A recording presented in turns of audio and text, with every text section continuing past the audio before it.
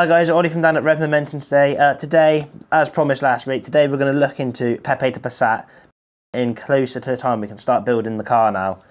So we're currently sat on 27th of Feb.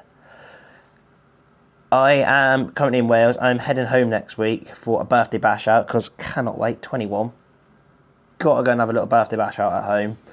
So we've got a busy week. Going home on the Wednesday, and then I'm staying there till Monday night. So Wednesday night to Monday night, obviously birthday celebrations as well, so there's not going to be much filming. But then after that, I've only got another 2 weeks in Wales, and we've got birthday celebrations? No. We then got Easter, where we're hoping to start getting on and stripping down the Passat. So today, to prep for that, I thought we'd have a look at some modifications and what I'm thinking of and how much it's going to cost to kit Peppe out for the Nurburgring. So here we can see we're on Napa, getting up some of the things I'm going to need for the service. So we're going to need air filter, cabin filter. There's a choice of cabin filter on Napa. Also, these are the prices to the public, so these won't be the prices I get it at. I get them slightly cheaper. But so far we're looking at about 20 quid for the filters to sort Peppe out, which isn't actually too bad. Moving further down, you can see we've got the fuel filter at 15 quid and the Napa oil filter, which is one I showed you before in a previous video. It's one of the screw on the side of the engine canisters, which would be quite good. Again, they'll probably be under a tenner, so probably get all the bits and stuff like that is probably going to be about 30 quid, 35 quid. Then oil, I get bulk delivery for about 50 quid for 20 litres, so it'll probably take about 5 litres, so I'll let you guys do the maths. Next, as I said before, we've got the front end off for the timing belt. So, I don't know what I'm doing on the scrolling here, but the Dayco timing belt kit's just under 200. The SFK one is just over. I'll probably go SFK because I think they're slightly better quality from experience. And I think someone told me these have got a hydraulic Cambelt or tensioner. I could be wrong there. I think it was a tensioner. Could be wrong, so the mobile mechanic's going to do that, and he'll probably teach me how to do that as well, but I will not be able to film this, unfortunately. But again, timing belt's got to be done. Hasn't been done since 2007 on 46,000 miles. We're on 131 now, so needs to be done. Next, we have brake pads. I think I've discussed in a previous video, we might look at some EPB. I can't remember what make we said now, but we've talked about it in the previous video. They're looking quite expensive, so we'll probably get the Bosch ones here, because I am planning to sell the car afterwards now, due to money and Peppe being £40 a month to tax. So Bosch one's £60, again, probably be 50. I probably will get them from Euros, actually. You can see there's lots of different makes there, but Bosch I've put on my personal car before, and they're pretty good make. But again, we will see. We might look at some upgraded ones depending on how much budget will allow us to go. Again, we said just from the get-go we're going to put some half-decent discs on it. Again, we'll go Bosch, they're 70 quid, so again, probably get about 10-15% off that, and that will be fine to go on the Nurburgring as long as we have good pads. Next, we have talked about lowering springs to get the better centre of gravity, so the car handles around the track.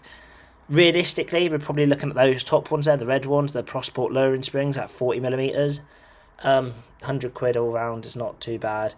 If we don't do that, we might put some coilovers on it and spend the extra £200 depending where budget allows us, and if I am going to keep the car. If we're not going to keep the car, we might just skip out on the lowering altogether, because I've still got to think about resale value of this as part of business, as we've seen with the trading company. Ollie from down at Rev Momentum today. We're looking at Peppe the Passat. We've just sat down and had a look at all of the parts that we need to order for it, and you're about to see why it's going to be a bit of a pain to do. So obviously, as I said before in the video, the engine's like 90 degrees the other way. That's it, longitudinal. I get confused between what way it should be. But you've got like the manifold that's down the side here, and the Cambelt's going to be down the front. So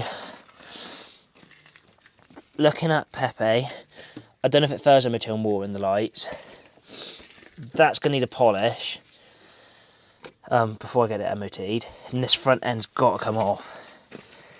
So that is going to involve, looks like these screws here. There's going to obviously be screws in the line in here, and it's really muddy in there. So that's going to be nice. And then obviously stuff underneath as well. the Cambelt cover, I don't think you can just see it, is just there. So it is really awkward to get to. And then obviously all the radiator is going to have to come off this as well.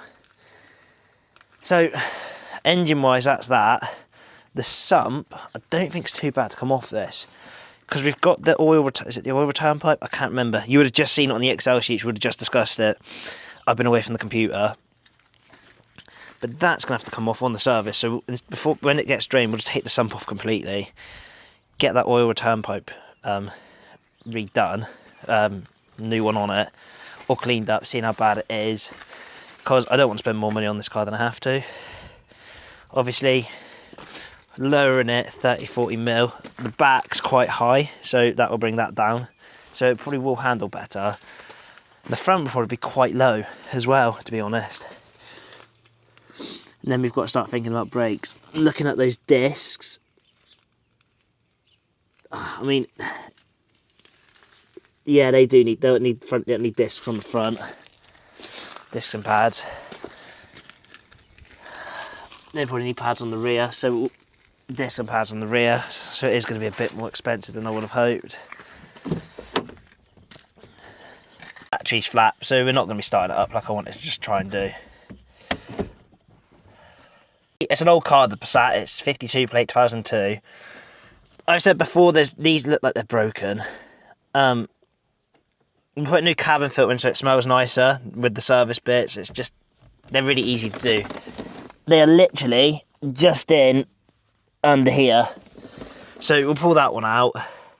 I'll probably try getting the aircon work because it'd be hot over abroad in Germany. We'll try and get the aircon working again. Whether or not it does that, it could just be a sensor. It probably isn't. Probably won't have the aircon. But that's fine. Some inside mods we're going to do to the Passat. You know the FM sensors, you can get Bluetooth sensors, you plug in there, pair it to your phone, we'll chuck one of them into my music. And then we should just be about there with the Passat. The final things I need to actually have a look at on it is the rear subframe. And to be fair, I'm going to use the camera now to have a look at that. Yeah, the rear subframe is going to need a wipe down and a respray to get it through. It doesn't look heavily corroded, so that's fine. And then obviously the training arms as well, which I would have liked to have had a look at today, but it is locked in and I'm not pulling it round just for that.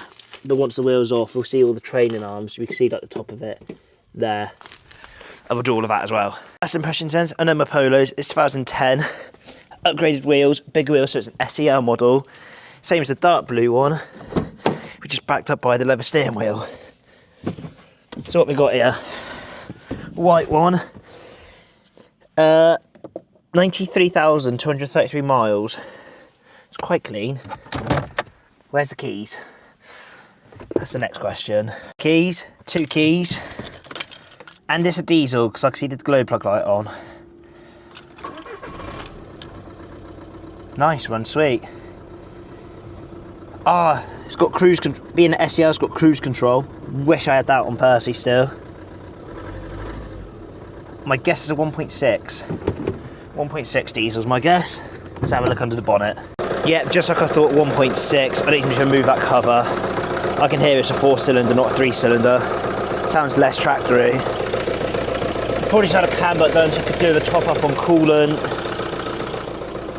Probably needs a service, but yeah, overall, there's a bit of a mark there that's been touched in. It looks quite tidy. Obviously front fogs on it, nicer wheels. Going around it, doesn't look like I'm going to need any bodywork done on it. I mean, the bumper's a bit scruffy. I think most of that's just dirt though, not polish out. But no, it looks quite a tidy little car. Don't think I need any bodywork. So I don't know what else is left to do on this. I'll have to speak to my dad when he gets back, see what he says. But that probably needs a service and a Cambelt maybe. Don't know if the Cambelt's been done. But that should be good to go soon then. Be a nice bit of stock for channel, white, desirable colour. Impressed with that. It looks like it's been looked after. Is anything in the boot, I wonder? It might be, if it was unlocked.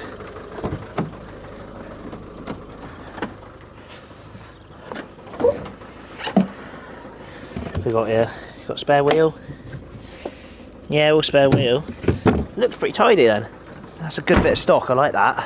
Thing with the SELs, if I reversing sensors as well, which is nice. Let's go for a drive, see what it's like. Definitely a 1.6 diesel. No unwanted knocks or bangs either. Brakes, really good.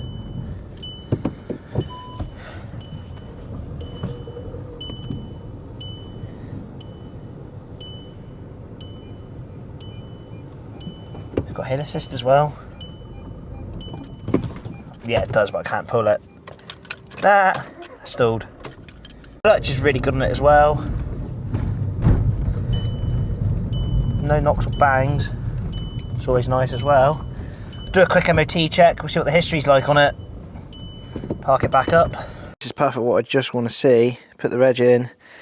Passed MOT in November 2025, passed, no advisories, and it's only done 300 miles since last MOT.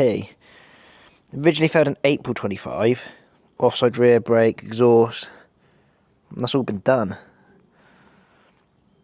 So how long have these people had it? They've had it since December 25. That's a bit strange. Unless it's been put into our name then, I don't know. But no, happy with that. I think I bought this one private actually, so I think I'm imagining they've put the logbook in our name instead of trade. But no, ideal.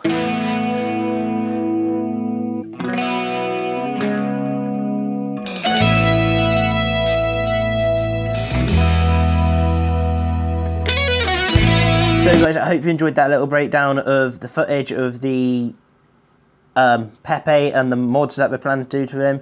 Let me know your thoughts on them. I think there's probably the right amount of mods there where it will handle good, all right around the Nurburgring. It's cheap enough, but it's not over the top for resale value to resell it again after we're done with the Nurburgring project. Also, injectors. So you saw in the video of me driving the Polo turning up and driving the car, the injectors. I will put some screenshots in now. That was the diagnosis of the Polo. That car we've since gone up and sold. Don't know how much it went up for in the end, but I have seen it up and we have sold that one now. Like I said, sold straight away, knew it would. Hope you enjoyed the video guys. Like and subscribe, really helps me out. Share the video around, share our TikTok, share our Instagram. Let's get more people interested because we've got big plans down here at Rev Momentum for this next coming year. And we're out.